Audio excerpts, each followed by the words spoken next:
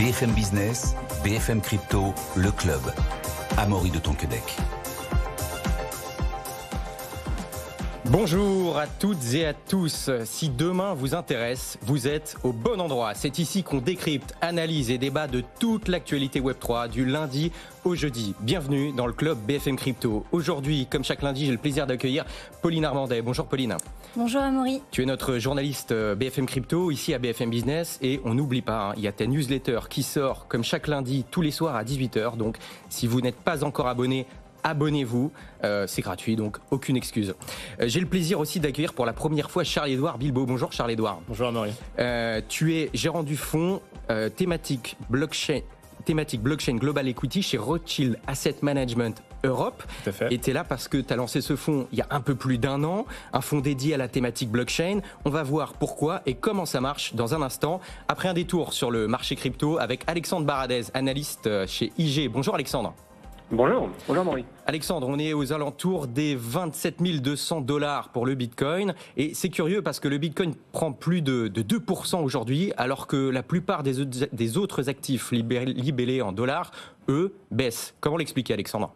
Oui, c'est même un phénomène qui a pris corps déjà la semaine dernière en fait. On voit que tous les actifs, notamment par exemple les paires de devises, quand on parle de l'euro par rapport au dollar ou la livre par rapport au dollar, on voit que ce sont toujours des paires de devises qui sont orientées à la baisse.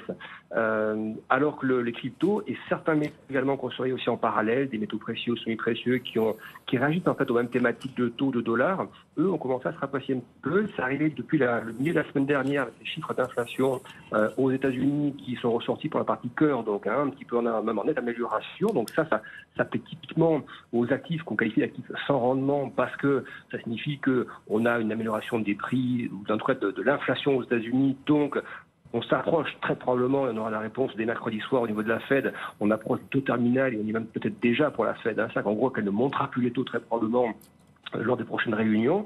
Et pourquoi on parle de ça et pourquoi c'est important? Parce que quand on se souvient de la chute du Bitcoin, par exemple, en 2021 et tout 2022, la chute avait commencé en 2021. Il y avait d'abord un excès spéculatif, excès de liquidité, etc., qui se dégonfle. Donc d'abord des positions spéculatives qui éclatent, en fait. Mais vous avez aussi un rôle lié à la politique monétaire qui est évident. Et ça a commencé en 2021 quand la Fed a commencé à durcir le ton dès la fin d'année et ensuite avec les hausses de taux. Donc là, on est dans le schéma inverse désormais. C'est-à-dire que la purge est intervenue. C'est un actif qui a perdu presque 80% entre le point haut et le point bas de sa valeur, qui a rebondi ensuite par rapport à des questions d'intérêt plus institutionnel, beaucoup moins de spéculation, c'est un actif qui est aussi beaucoup moins volatile qu'à une époque, et donc tout ce qui va aller dans le sens désormais d'une inflation moindre qui va s'accentuer, donc, et le discours de politique monétaire qui seront un peu moins agressifs une fois qu'on aura passé ce pic sur les taux, eh bien ça va bénéficier typiquement à ces actifs dont on voit en plus qu'il y a une activité très riche en parallèle sur les émissions d'ETF qui attendent qu'une chose, un accord de la SEC pour pouvoir se faire. Donc je répondrai de manière très rapide. Pour moi, la zone des 25 000 reste une très belle zone pour investir sur un horizon de quelques temps, si vous voulez. Pour les investisseurs qui ne sont pas très frileux, ils peuvent rentrer dans ces zones de prix. Et toute incursion en dessous de 25 000 serait plutôt considérée comme une espèce de dernière phase un peu capitulante, un mouvement un peu de technique où on passe en dessous. Ça peut arriver, si la Fed mercredi, il y a 2-3 phrases qui ne plaisent pas trop au marché, le dollar peut se cadrer un peu, puis on peut aller un peu en dessous. Mais globalement, la zone des 25 000 est plutôt une zone pour moi d'achat qu'une zone de vente. Et toute incursion en dessous doit plutôt être perçu comme une opportunité de rentrer à moyen terme, plutôt que se dire qu'on réassiste à quelque chose qu'on a vu en 2021 ou 2022. Ça, c'est du passé. Désormais, c'est plutôt des creux à acheter que des creux à vendre sur le Bitcoin. Bon, donc positif Alexandre sur le Bitcoin qui, je le rappelle, prend plus de 2% aujourd'hui. On va suivre ça avec attention. En tout cas pour toi, la zone des 25 000, si on y retourne, est plutôt une zone d'achat. Merci Alexandre, on suit ça de très près et on te retrouve lundi prochain. Merci, bonne journée. On va parler dans un instant du fonds de Rothschild Asset Management Global Equity Europe sur la thématique blockchain.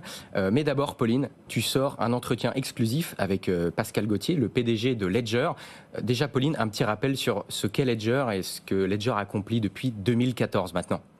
Oui, alors Ledger, on le rappelle, c'est une société crypto française qui a été fondée en 2014.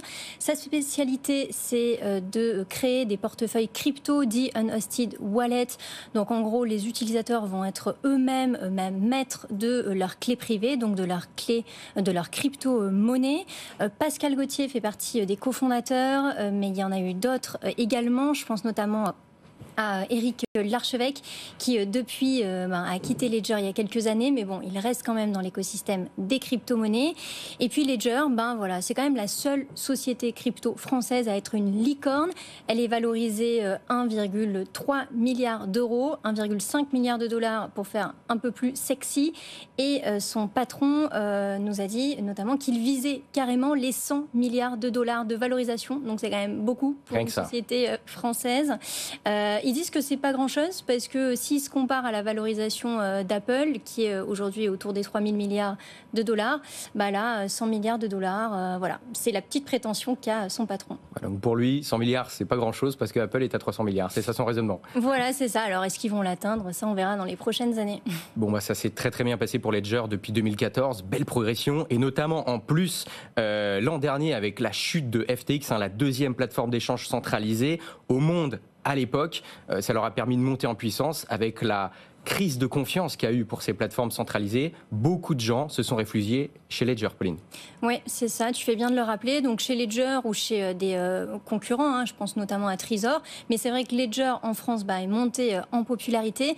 Au moment de la chute de FTX, en termes de chiffres quand même, Ledger, ils avaient réussi à vendre près de 4 fois plus de portefeuilles crypto que le mois d'avant, donc c'est assez conséquent. Ce qui fait qu'au total, et ça c'est les derniers chiffres que nous communique son patron, Ledger a vendu environ 6,5 millions de portefeuilles crypto.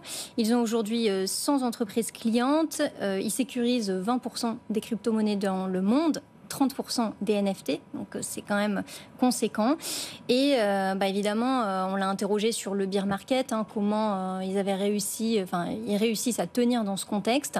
Donc Pascal Gauthier nous a dit que Ledger fait quand même mieux que les autres, même si évidemment son business a été impacté en 2022 et 2023. Par contre, en termes de résultats financiers, comme c'est une société privée, il ne nous a pas donné beaucoup de détails, mais c'est ce qu'il assure de son côté. En tout cas, en termes de stratégie de business de Ledger, en tout cas, ce qu'on peut voir, celle qui est publique, elle fait souvent l'objet de critiques. Pauline, tu as pu avoir des explications de Pascal Gauthier dans ton entretien ?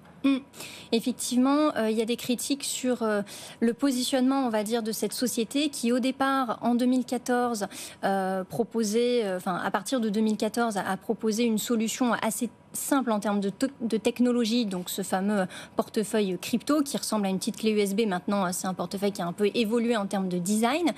Et puis, sur cette technologie, se sont rajoutés différents services d'échange, d'achat, de vente de crypto-monnaies, de conservation de NFT. Ledger a même lancé une carte bancaire, une carte de paiement crypto, à destination du grand public. Et c'est ça qui pose problème à certains, la diversification de Ledger. Oui, ça pose un peu problème dans le sens où il y en a certains, si je pense par exemple à la communauté et notamment aux bitcoiners maximalistes, vont dire que Ledger va être très orienté business désormais, un peu au détriment de la solution vraiment de base qu'il proposait et qui reste évidemment une révolution et qui est très importante pour conserver ses clés privées. Mais du coup, en termes de business, il y a une certaine diversification qui va pas forcément plaire à une partie de la communauté. Ils essaient en tout cas de se diversifier pour aller vers une adoption de masse toujours plus grande. Et d'ailleurs, en parlant de ça, on va revenir, Pauline, sur la controverse qu'il y a eu, Ledger Recovery, qui a eu lieu il y a quelques mois. Tu es revenu sur cette controverse avec Pascal Gauthier ? Oui, on en a un peu parlé. Juste pour rappel, donc, cette controverse, ça a eu lieu quand ils ont voulu lancer ce fameux service qui... dit rapidement, c'est un service payant, je crois que c'était à hauteur de 10 €, qui permet en gros pour les utilisateurs de conserver plus facilement leur site phrase. Donc c'est 24 mots qui permettent de donner accès aux clés privées sur Ledger, donc donner accès aux crypto-monnaies, même si par exemple on perd son portefeuille Ledger. Bref, et en fait, donc là Ledger s'est dit, comme c'est quand même pas très simple d'utilisation, on va essayer aussi pour les nouveaux entrants sur le marché de faire en sorte que cette clé, cette site phrase soit mieux conservée. Et donc l'idée c'était de chiffrer, de dupliquer et de répartir cette seed phrase en 3 entités. dont Ledger. Et ça, évidemment, c'est pas très bien passé du côté, de nouveau, notamment d'une partie de la communauté de la communauté crypto qui est qui prône cette not your keys, not your coin, c'est-à-dire il faut être soi-même maître de ces crypto-monnaies. Donc c'est pas super bien passé. Du coup, le lancement de ce service a été retardé. Là, à l'heure actuelle, c'est en open source. Et ce que nous a dit Pascal Gauthier, c'est qu'ils ont visiblement appris de cette controverse. D'où le fait que maintenant ce soit open source et qu'ils lanceront véritablement ce produit d'ici la fin de l'année. Donc ça, là où ils en sont, et ils auraient appris de ces erreurs de communication en tout cas. C'est le difficile équilibre à trouver entre adoption de masse et rester fidèle à la psychologie, l'idée, la philosophie des cypherpunks lors de la création de Bitcoin. Et vous avez aussi abordé les défis de l'industrie crypto, notamment en Europe. La régulation, Pauline. Parce que Pascal Gauthier, au-delà d'être le patron de cette licorne française, il se bat aussi de manière plus générale pour l'industrie crypto. Et on l'a suivi au cours de ces dernières années. Au Parlement européen et aussi à la Commission européenne, il y a eu beaucoup de débats en vue sur les réglementations européennes qui entreront en vigueur d'ailleurs, parce que ça y est, ça a été adopté en 2025 et 2026 pour certaines.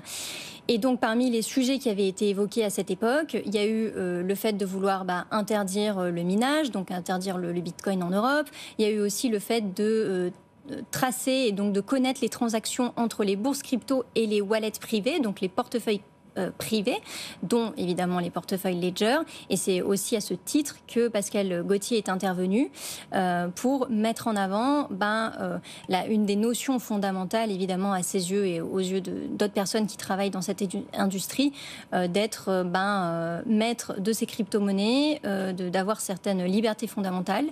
Et donc, il était très actif au sein des institutions européennes, aussi peut-être en lien avec l'ADAN, le lobby français des cryptos, pour faire valoir cette liberté. Mais il le dit d'ailleurs dans l'interview que dans l'univers des crypto-monnaies, on peut vite arriver à une dystopie et quand même faire attention à ce que veulent vraiment faire les régulateurs. On va suivre tout ça de très très près parce que ça évolue très vite, il se passe beaucoup de choses, que ce soit en Europe, en France, aux États-Unis, et on suivra tout ça bien sûr dans le club BFM Crypto qui, je le rappelle, a lieu à 15h en direct du lundi au jeudi.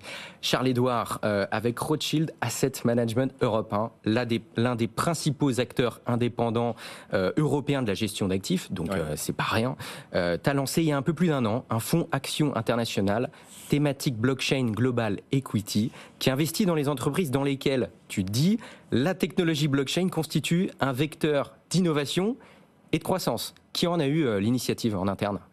Alors c'est une initiative collective naturellement. En fait, elle est partie déjà d'un constat. Aujourd'hui, si vous prenez les 100 premières capitalisations boursières, vous avez 80 de ces sociétés qui ont une stratégie autour de la blockchain. Donc, à travers des efforts sur des solutions pour essayer d'optimiser leurs coûts d'opération, ou à travers de solutions aussi beaucoup plus commerciales, comme sur certains secteurs qui peuvent sembler au premier abord assez éloignés de la blockchain, comme le secteur du luxe. Et vous avez 25 de ces sociétés qui ont aujourd'hui un chiffre d'affaires qui est associé à des services ou produits blockchain. Donc ces sociétés nous permettent aujourd'hui d'offrir un cadre d'investissement suffisamment large pour proposer un produit d'investissement sur les sociétés publiques listées. Et en interne, alors ça a été une initiative collective, mais à quel moment, donc ça a été un peu plus d'un an, vous l'avez écrit je crois en juillet 2022. Tout à fait. Est-ce que c'est toi en particulier qui en a eu l'initiative, ou alors, parce que ça fait plusieurs années quand même que la blockchain existe, ça fait un bout de temps, pourquoi là en 2022, il y a un an, vous vous êtes dit tiens, on va sauter le pas ? Parce que contrairement à d'autres technologies, aujourd'hui on est sur un stade de maturité qui est suffisant pour proposer des services blockchain, donc associés à des sociétés listées. On a eu des cycles d'investissement de la part de ces sociétés en 2013 qui sont déjà intéressées à la thématique, puis en 2017, mais avant on était plutôt sur une stratégie on a la solution blockchain, on va essayer de trouver des problèmes sur lesquels on peut appliquer cette technologie. Aujourd'hui, on est plutôt sur un écosystème qui a une maturité suffisante pour proposer des solutions d'investissement qui soient beaucoup plus tangibles. Et après aussi en interne, on est juste confronté à des problématiques peut-être plus opérationnelles qui nous ont poussé à investir dans un business qui s'appelle Isness, aujourd'hui qui est le leader européen. Donc tout ce qui est administration, donc fund admin, distribution de parts, de fonds d'investissement, qui nous permet aussi en interne de voir les bénéfices de la blockchain, que ce soit en termes de transparence ou que ce soit aussi en termes de des meilleures efficiences opérationnelles pour essayer d'avoir beaucoup plus de contact avec nos clients finaux, pour essayer de simplifier tout simplement la position entre le rachat et les investissements dans les parts de fonds. Et pour ce qui est du timing d'investissement, il y a un peu plus d'un an, c'était la chute globale de tous les cours des cryptoactifs. On entrait en bear market, marché baissier. C'était fait exprès, la création de ce fonds à ce moment-là. C'était une opportunité parce que justement, il y avait un coup à faire, entre guillemets, en pouvant investir dans des entreprises du coup qui étaient sous-évaluées, ou alors au contraire, ça a été compliqué pour vous, ça a été un problème? Il faut savoir qu'il y a quand même un process de création d'un produit. C'est pas un interrupteur, un switch qui fonctionne du jour au lendemain. Pour nous, l'idée, c'était aussi de s'introduire sur une stratégie produit beaucoup plus long terme. Donc la jeunesse du produit est quand même venue plutôt en 2021. Donc c'est vrai que sur un marché qui était quand même beaucoup plus porteur pour les actifs numériques. Mais encore une fois, ce qui nous intéresse, c'est l'utilisation de la technologie blockchain au sein de sociétés aussi plus matures et aussi d'essayer d'identifier les leaders de demain. Et donc pour ça, on a mis en place aussi un portefeuille courant 2022 qui s'est fait aussi en lien avec les agréments nécessaires aussi au lancement du produit. Donc ce qui nous a permis de commencer à déployer pendant l'été 2022. Certes, on a eu en fin d'année l'événement FTX, donc qui a créé un froid sur les marchés, mais qui nous a également offert une opportunité d'investissement sur certains sous-secteurs, notamment tout ce qui peut être associé aux actifs digitaux. Et vous, pour parler concrètement, vous avez une stratégie de gestion qui est déclinée autour de 5 principaux thèmes d'investissement. Il y a les infrastructures blockchain, le transport et la logistique, les actifs numériques et fintech, les pistes d'audit et les chaînes d'approvisionnement, et le Web3 et le métavers. Comment vous avez sélectionné ces 5 thèmes? Parce qu'il y en a, par exemple, le transport et la logistique, c'est pas Web3 de base, en tout cas. Non, alors encore une fois, l'idée, c'est d'avoir une approche qui soit très globale, très englobante. On va essayer de regarder les business models des différentes entreprises pour essayer de comprendre où la blockchain se positionne comme source de création de valeur. Donc certains secteurs semblent être un peu éloignés, comme le transport et la logistique, tu l'as mentionné, Amaury. Mais l'idée pour nous, c'est de montrer que cette technologie est capable d'ajouter de la valeur pour notamment essayer d'accélérer les opérations de settlement, essayer de faciliter aussi la passation de valeur, la passation avec le risque juridique associé, le risque de financement, le risque d'assurance. La blockchain aujourd'hui se positionne vraiment comme une solution qui reste incontournable pour cette industrie, au même titre que des secteurs qui semblent être beaucoup plus éloignés, comme les ressources naturelles, où la blockchain arrive à aujourd'hui apporter une solution sur la preuve, notamment sur les émissions CO2, les émissions carbone, pour essayer de faire un suivi sur cette industrie. Et c'est quoi le process? Comment votre process d'analyse, c'est-à-dire comment vous trouvez une société où vous dites tiens, là, ce qu'ils font dans la blockchain, ça va bien se passer dans les années qui viennent? Tout à fait. Donc je tiens aussi à saluer Clara Sock qui nous a rejoint en novembre 2022. Donc ça montre bien qui gère le fonds avec toi. Qui gère le fonds avec moi, qui est co-gérante sur le produit, qui montre bien aussi l'investissement que l'on a entrepris sur cette thématique. L'idée pour nous, c'est de construire un track record sur les prochaines années. On n'est pas là justement en termes d'opportunisme. On est vraiment en train de se positionner sur une tendance de long terme qui nous permet aussi d'avoir un cadre d'investissement beaucoup plus réfléchi, beaucoup plus serein. Donc on part d'un univers d'investissement aujourd'hui qui fait à peu près 15 trilliards de dollars.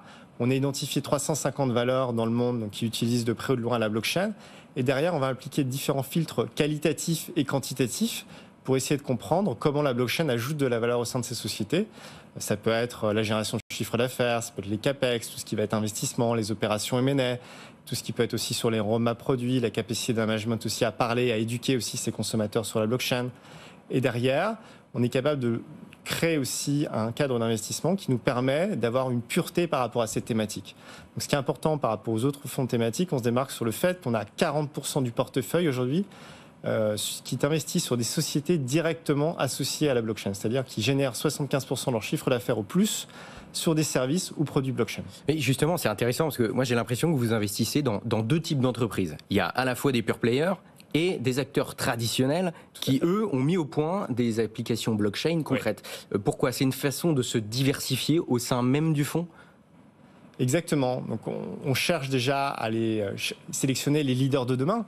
Donc des sociétés qui sont peut-être plus petites en termes de capitalisation boursière, mais vu notre univers d'investissement, on peut avoir le luxe de se le permettre. Mais également essayer de comprendre comment des business models établis, ça peut être dans le secteur du paiement, ça peut être dans les sociétés associées aux réseaux sociaux aujourd'hui, commencent à prendre ce virage technologique pour essayer d'utiliser la blockchain comme une nouvelle solution commerciale. Et dans le risque, vous indiquez un indicateur synthétique de risque pour ce fonds, il est de 6 sur 7, sachant que 7 est le risque le plus élevé. C'est le fonds le plus risqué que vous ayez, ou il y en a d'autres qui ont cette note-là? Alors, il faut savoir que le critère de risque, le SRI, est associé généralement à la volatilité aussi du produit. Donc, avec les événements qu'on a connus sur les derniers mois, FTX, et aussi le mouvement haussier qui a été assez marqué sur les derniers mois. Depuis le début de l'année, on a eu quand même un re-rating assez marqué des valeurs de croissance, et notamment sur ces thématiques associées à la blockchain et aux actifs digitaux. Donc, on a aussi poussé la volatilité du fonds. Aujourd'hui, cette volatilité commence aussi à se réduire, à devenir un peu plus posée, qui permet potentiellement aussi de réduire ce critère. Et vous recommandez aux investisseurs une durée moyenne d'investissement de 5 ans. Comment vous voyez le marché d'ici 5 ans? Quelle évolution va y avoir selon vous? Alors, l'évolution qu'on anticipe sur les 5 prochaines années va essentiellement se faire sur un secteur qui est le secteur financier. Pourquoi? Parce qu'aujourd'hui, c'est le secteur le plus mature en termes de use case ou par rapport aux applications blockchain. On a encore aujourd'hui un use case assez concret autour de la tokenisation. On a Citigroup qui vient d'annoncer la mise en place du Citi Token Services, au-delà de son service de TTS, en fait, qui est le Transaction Services, qui permet d'accélérer tout ce qui est paiement cross-border, tout ce qui est virements internationaux. La blockchain, au travers du système de tokenisation, se positionne comme une solution. Et on voit que c'est vraiment cette industrie, notamment aussi au travers du paiement, notamment aussi au travers de l'assurance, qui va vraiment créer aussi un lien sur la partie réglementaire pour pouvoir promouvoir une évangélisation beaucoup plus large de cette technologie. Et qui investit dans votre fonds, et c'est quoi le ticket d'entrée? Alors, c'est un fonds qui est ouvert à tous. C'est un fonds qui est également ouvert aux investisseurs particuliers ou également aux investisseurs institutionnels. Les encours du fonds aujourd'hui sont de 25 millions d'euros. Donc, avec le support de nos banques privées en interne, donc on a décidé aussi de seeder le produit, donner du temps aussi au produit. C'est important aussi capable de constituer un track record de 3 ans, afin aussi en parallèle de commencer un travail aussi d'éducation. Donc, c'est une industrie, vous le savez, qui n'est pas forcément bien comprise, notamment sur les intérêts opérationnels de la blockchain. Donc on essaye de travailler aussi un peu en amont sur ces thématiques pour essayer à terme d'avoir aussi une traction commerciale plus importante. Là, dans les prochaines semaines, on va partir sur une orientation peut-être plus marquée sur le push produit avec nos réunions trimestrielles autour des esprits partenaires. Et pour finir, en termes de performance, bon là il n'y a qu'un an, vous recommandez 5 ans, on le rappelle. Où est-ce qu'on en est de la performance, sachant que vous êtes lancé dans un environnement de marché compliqué? Compliqué, certes. On a eu la chance d'avoir un bon rebond effectivement depuis le début de l'année. Là, donc le fonds s'inscrit sur une performance de 22% depuis le début de l'année en euros. Par contre, effectivement, si vous prenez le fonds depuis sa création, le fonds n'a pas retrouvé sa VL d'origine. Néanmoins, il y a quelques semaines, on y était assez facilement. Le produit reste volatile. Je fais référence à nouveau à votre indicateur de risque. Néanmoins, l'objectif pour nous est vraiment de créer de la valeur sur le long terme sur cet indicateur 5 ans. Eh ben, on suivra ça. Charles-Édouard, tu reviendras nous en parler dans les prochains mois, et on suivra l'évolution de ce fonds. Je rappelle que tu es gérant du fonds, thématique blockchain Global Equity chez Rothschild Asset Management Europe. Merci d'avoir été avec nous. Merci Amaury. Pauline Armandet, merci d'avoir été avec nous aussi. Je rappelle, journaliste BFM Crypto. On retrouve ta newsletter ce soir à 18h dans vos boîtes mail. Sinon, abonnez-vous. Quant à nous, on se retrouve demain dès 15h. Merci d'avoir été avec nous. Bonne journée, bonne soirée. À demain. BFM Business, BFM Crypto, le club.